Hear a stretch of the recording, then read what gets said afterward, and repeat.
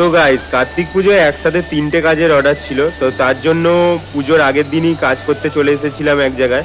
তো এখানে পার্টির চয়েস অনুযায়ী এখানে একটা লাভ ডিজাইনের ব্যাকগ্রাউন্ড করছিলাম, যেখানে হচ্ছে 2টো কার্তিক ঠাকুর বসার কথা ছিল। আর এটা হচ্ছে আমাদের বাড়ি থেকে খুব বেশি দূরে না, কাছাকাছির মধ্যেই। তো ব্যাকগ্রাউন্ডটা খুব তাড়াতাড়ি কমপ্লিট করে দেওয়ার পর দেখে নাও এই হচ্ছে ফাইনাল লুক। কেমন হয়েছে জানিও। আর এরপরে এখনও তোমাদের 2টো কাজ দেখানো বাকি আছে। তো তারপরের দিন সকাল সকাল আমরা বেরিয়ে পড়েছিলাম আরও একটা কাজের উদ্দেশ্যে, যেটা ছিল হচ্ছে নান্দা বাজার টপকে, মানে ছুটিপুরের কাছাকাছি।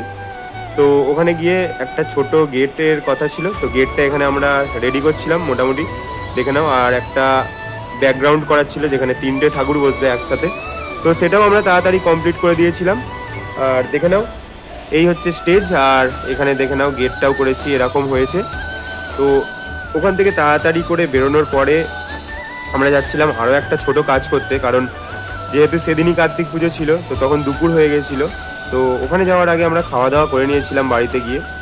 তারপর শেষ কাজটা একদম ছোটোখাটোর মধ্যেই ছিল। তো এখানেও জোড়া কার্তিক পুজোরই কথা ছিল, কিন্তু কার্তিক ঠাকুরগুলো ছিল হচ্ছে ছোটো ছোটো, তো তার জন্য এই ব্যাকগ্রাউন্ডের মধ্যেই হয়ে গিয়েছিল। আর এই হচ্ছে আজকের আমাদের শেষ কাজ, দেখে নাও। এই ব্যাকগ্রাউন্ডটাও করলাম ছোটোখাটোর মধ্যে। তো 3টে কাজের মধ্যেই কোনটা ভালো লাগলো অবশ্যই জানিও। তো তোমরাও তোমাদের যে কোনো ছোটো বা বড় কাজের জন্য ফুলের ডেকোরেশন করতে চাইলে আমার সাথে যোগাযোগ করতে পারো। তো আমি আমার নিচে কন্ট্যাক্ট নাম্বারটা মেনশান করে দিলাম। তো এরকমই মিনি ব্লগ দেখার জন্য আমার পেজটাকে ফলো করে দিও। দেখা হচ্ছে আবারও একটা এরকমই নতুন মিনি ব্লগে। টাটা।